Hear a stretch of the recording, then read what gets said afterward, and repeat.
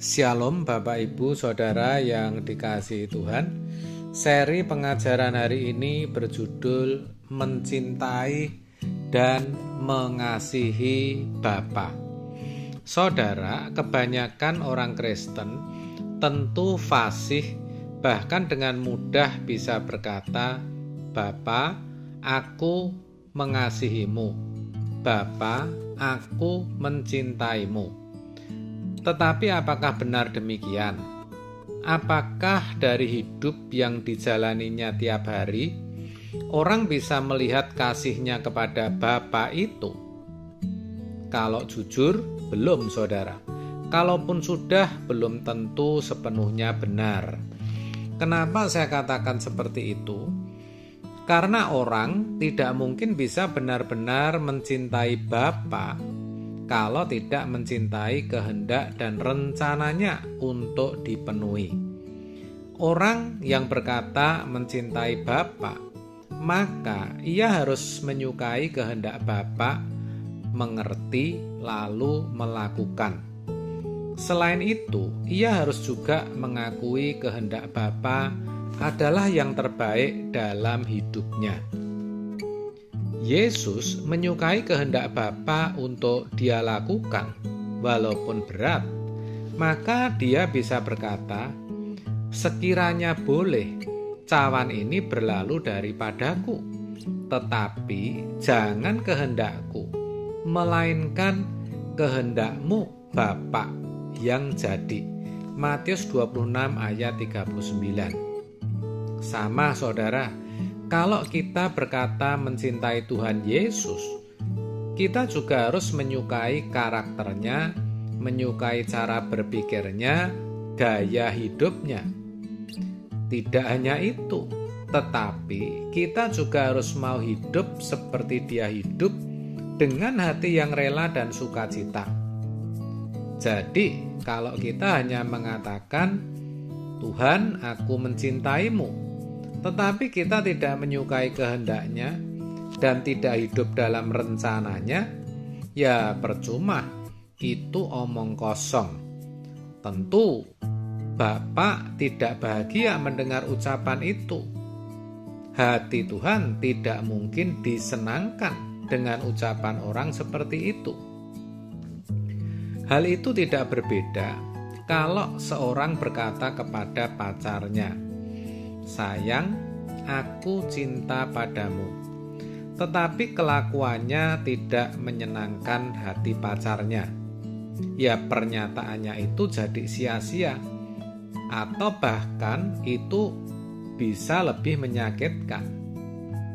Ada juga suami yang berkata, "Ma, aku cinta padamu," tetapi tidak mau bekerja, malas, tidak kasih uang belanja, KDRT, apalagi tidak setia. Wah, itu lebih menyakitkan lagi. Maka kita jangan seperti itu saudara. Kalau bisa berkata, "Tuhan, aku cinta padamu," kita jangan lagi mencintai dunia dan segala kenikmatannya. Kalau masih seperti itu, masih mencintai dunia, ayo sadar dan mulai belajar untuk berubah. Tapi itu susah Pak, saudara mungkin berkata demikian. Memang susah dan juga berat. Karena apa? Jiwa kita sudah terlanjur rusak dan selera hati kita sudah banyak teracuni oleh hasrat selera dunia. Maka harus bersedia diperbaiki. Yang pertama yang harus diperbaiki adalah cara berpikir kita, paradigma kita.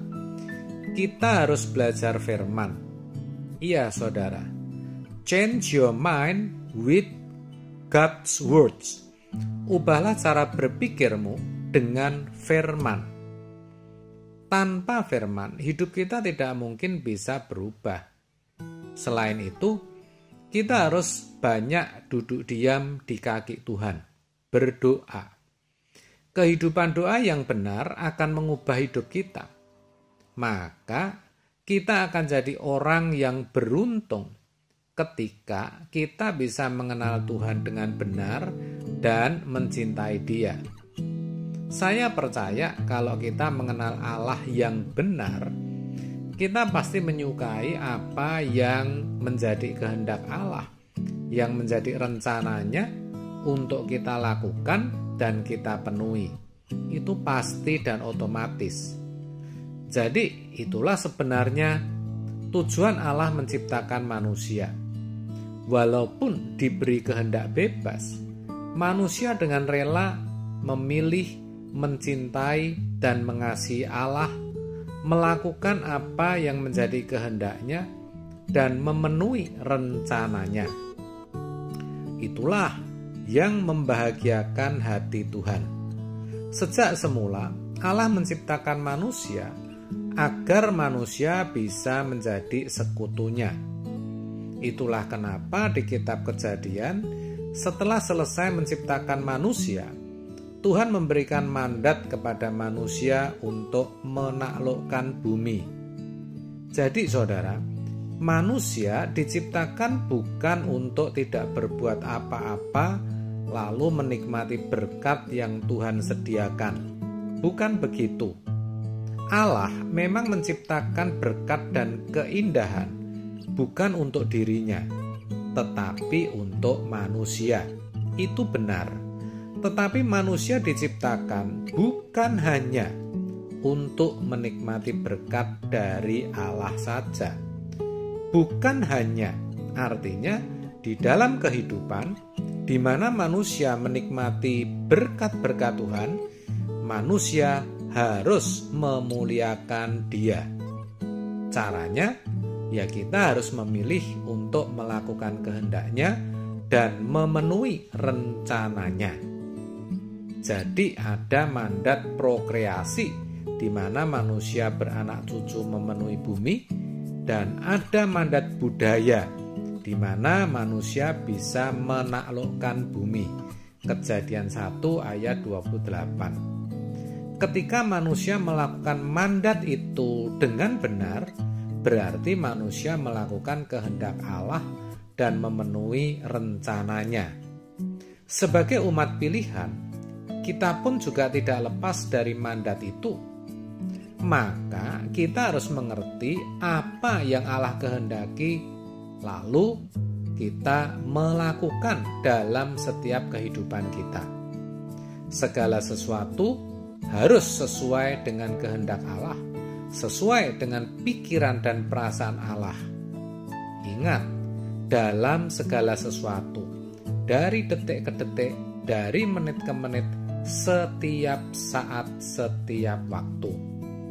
Itu harus kita lakukan dengan serius, supaya kita bisa seperti Nuh, dipercayai Allah untuk mengerti rencananya, bahkan dilibatkan dalam rencana penyelamatan atas dunia ini. Itulah yang dikehendakinya, yaitu agar kita menjadi utusannya. Seperti Bapa mengutus aku, kata Tuhan Yesus, aku mengutus kamu. Yohanes 20 ayat 21. Diutus untuk apa? Menjadi berkat, yaitu memberitakan kerajaan surga, menjadi pemberita firman melalui peragaan hidup kita yang mencerminkan karakter Kristus, melalui setiap perkataan kita yang mengubah hidup orang lain, sehingga bisa dikembalikan ke rancangan Allah semula. Dan agar bisa menjadi utusan yang berkenan, kita harus mencintai Tuhan dengan benar. Ingat, ketika kita mencintai Bapa dengan benar, kita akan memiliki tekad untuk menyukai dan melakukan kehendaknya serta memenuhi rencananya. Ya, karena kalau kita mencintai Tuhan, kita pasti menyukai karakternya, sifatnya, pikirannya, perasaannya untuk kita kenakan. Jadi, mari semua itu kita lakukan tanpa batas. Amin. Tuhan Yesus memberkati.